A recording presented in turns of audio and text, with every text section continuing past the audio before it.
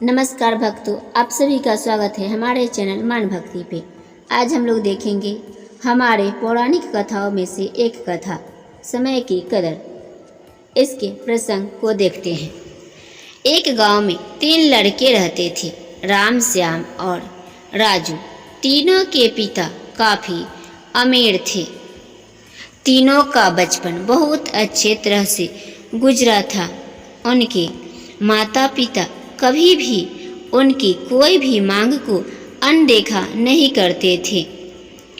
राम के पिता सरपंच थे, श्याम के पिता एक कारोबारी थे और राजू के पिता एक किसान जमींदार थे। छोटी उम्र से ही उन सबको लाड़ प्यार ने ऐसा बना दिया था कि न तो उनको मेहनत का पता था और न ही उनको समय की परवाह थी। अक्सर वह सारा दिन बस घूमते रहते थे। नशे और अन्य भोग विलास में डूबे रहते थे, जिससे उनके गांव वाले भी दुखी थे। सरपंच और बड़े लोगों के बच्चे होने के कारण उनकी कोई शिकायत कर पाने की हिम्मत नहीं कर पाता था, जिससे उनका मनोबल और बढ़ गया था। एक दिन उनके गांव में बहुत तेज बारिश हुई, जिससे सब लोगों को नुकसान हुआ, जिसमें इन तीनों के पिता भी थे। लेकिन इतना कुछ होने के बाद भी उनके बेटों का वही हाल था। वो बस घूमते रहते, नशा करते, भोग विलास करते थे। माँ बाप काफ़ी चिंतित रहा करते थे। ये तीनों भले ही कितने गंदे थे, लेकिन इन तीनों के अंदर एक खास बात थी जिसकी पहचान किसी को नहीं थी और उनको खुद को भी पता नहीं था। राम एक बहुत अच्छा नेता प्रतिपक्ष था, क्योंकि अपने पिता के पास रहते हुए उसको इसका काफ़ी ज्ञान हो गया था, क्योंकि उसके पिता सरपंच थे। श्याम भी इस तरह से बिजनेस की समझ रखता था, क्योंकि उसके पिता एक कारोबारी थे। और राजू खेती का काम जानता था, क्योंकि उसके पिता जमींदार थे। पर अपने गलत कामों की वजह से उन सब ने अपने इन टैलेंट पर ध्यान ही नहीं दिया, जो कि उनकी सबसे बड़ी कमजोरी थी। इस तरह से इनकी बदमाशियों को देखकर इनके पिता उन्हें सीख देने को सोची। तीनों पिताओं ने आपस में बात करी और उसका एक हल निकाला।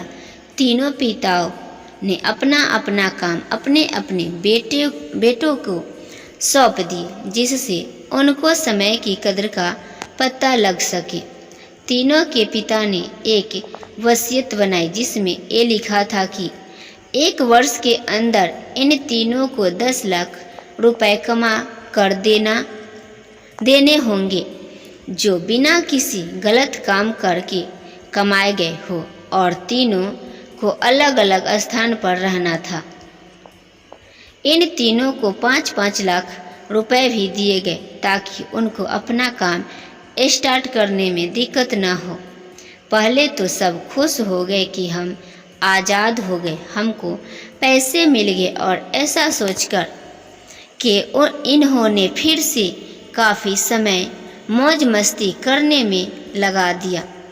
इस तरह से 6 महीने बीत गए और इनका काफ़ी सारा नुकसान भी हुआ। फिर एक दिन अचानक उनको एहसास हुआ कि अगर हम शर्त हार गए तो हम अपनी अपनी जायदाद को खो बैठेंगे। धीरे धीरे उनकी चिंता बढ़ने लगी। एक दिन वो इसी उधेड़ धुन में एक पार्क में बैठे थे और कुछ डिस्कस कर रहे थे कि उनको एक छोटी सी लड़की मिली। वो फूल बेच रही थी और साथ में पढ़ भी रही थी। तीनों लोग उस लड़की के पास में गए। तभी राम ने लड़की से बोला, बेटी आपकी उम्र क्या है? तो लड़की ने जवाब दिया कि मैं 12 साल की हूँ। अंकल। इतना ही सुनते ही राम ने आश्चर्य से पूछा कि आप इतने छोटे होकर के खेल नहीं रहे हो। इस पर लड़की ने जवाब दिया कि मेरे पापा अब इस दुनिया में नहीं है और माता बीमार रहती है, इसलिए मैं एक काम करती हूँ। ये सुनकर राम ने अपना पर्स निकाला। उसके पास जो भी पैसे बचे थे वो उस लड़की को देने लगा।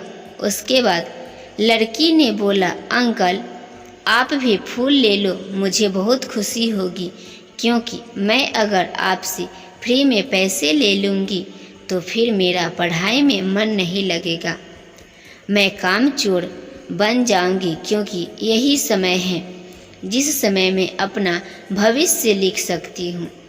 राम ने उस लड़की से सारे फूल ले लिए और तीनों घर लौट आए। उस फूल वाली लड़की का तीनों लड़कों पर बहुत गहरा प्रभाव पड़ा। रात भर उन तीनों ने उस बच्ची के बारे में सोचते रहे और उन्हें एहसास हुआ कि वो तीनों कितने गलत थे। तीनों ही दोस्तों को एहसास हुआ कि आज भी उनके पास 6 महीने का समय है उनके पिता के दिए गए काम को पूरा करने का और भविष्य बनाने का। इसी दौरान सब ने सोचा कि अगर बचे हुए समय का सही उपयोग करें तो अभी भी बहुत कुछ किया जा सकता है। इस तरह बाकी दोस्तों ने भी सोचा और दूसरे समय में आकर काम तलाशने लगे। पर उनके शर्त में एक शर्त ये भी थी कि उनको जो भी काम करना है वो अपनी पहचान बताए बिना करेंगे, जिससे ये साफ था कि उनको काम नहीं मिला। और जब काम नहीं मिला तो उन्होंने सोच लिया तो अब वो अगर कुछ भी करेंगे तो अपने गांव में जाकर ही काम करेंगे। भले ही उनके पिता कुछ भी सोचे, लेकिन फिर भी अपने गांव में जाएंगे और अपने गांव में कुछ नए काम करेंगे। भले ही उनको अपने पिता की वसीयत ना मिले। तीनों लड़के अपने गांव में फिर से आए और अपने अपने पिताओं से जाकर के मिले और उन्होंने अपने अनुभव के बारे में बताया और बोला कि वो आगे से ऐसी गलती नहीं करेंगे और वो उन्हें माफ़ कर दे। लेकिन पिता तो शर्त पे ही अड़े थे। लड़कों को कोई दया नहीं मिली। तीनों को फिर से दुख हुआ कि तीनों को अपनी गलती की एहसास होने के बाद भी उनके पिता उनका सपोर्ट नहीं कर रहे हैं। और फिर से वो रात भर सोचते रहे कि अब क्या किया जाए। तीनों ने मिलकर एक स्कीम निकाली। राम अपने मित्रों के साथ में मिलकर लोगों की प्रॉब्लम को सुलझाने लगा, जिससे उसको गांव की समस्याओं का ज्ञान हुआ। इसी तरह श्याम भी गांव के विकास के लिए नए नए तरीके सीख गया और राजू को किसानों और बीजों का ज्ञान हो जाने से उसको काफ़ी फायदा हुआ।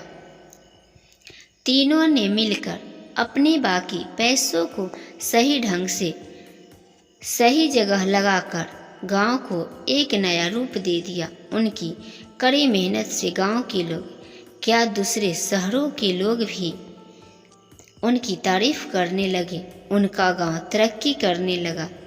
नई तकनीकों के कारण हर वर्ग के लोगों से उनका जुड़ाव होने लगा और एक समय आने के बाद उनके पिताओं ने भी उनको माफ़ कर दिया। इस तरह से दोस्तों उन तीनों को समय की कीमत का अंदाज़ा हुआ कि पहले वो कितना समय बर्बाद कर रहे थे, लेकिन जब से उनको समय की कीमत का अंदाज़ा हुआ तब से उन्होंने समय को बर्बाद नहीं किया और काम करके पैसा कमाया, नाम कमाया और ये सीखा ईमानदारी से ज़िंदगी कैसे जीते हैं। दोस्तों कुल मिलाकर कहने का मतलब यही है कि आप सभी समय को बर्बाद ना करें। अगर ये समय आपके हाथ से निकल गया तो कुछ नहीं कर सकते हैं। और हाँ, समय के पास इतना समय नहीं है कि वो आपको दोबारा समय दे। समय बर्बाद करने का हजारों तरीका है, लेकिन आप ऐसा कोई तरीका चुनिए जो आपकी ज़िंदगी बदल दे, इसकी समाज की ज़िंदगी बदल दे, इस देश का भविष्य बदल दे। मुझे उम्मीद है कि ये स्टोरी आपको अच्छी लगी होगी। दोस्तों, मोटिवेशन की आपने हमारे चैनल को सब्सक्राइब नहीं किया है तो सब्सक्राइब कर ले और वीडियो को अधिक से अधिक शेयर करें ताकि अधिक से अधिक लोग इस कथा को सुन के लाभान्वित हो।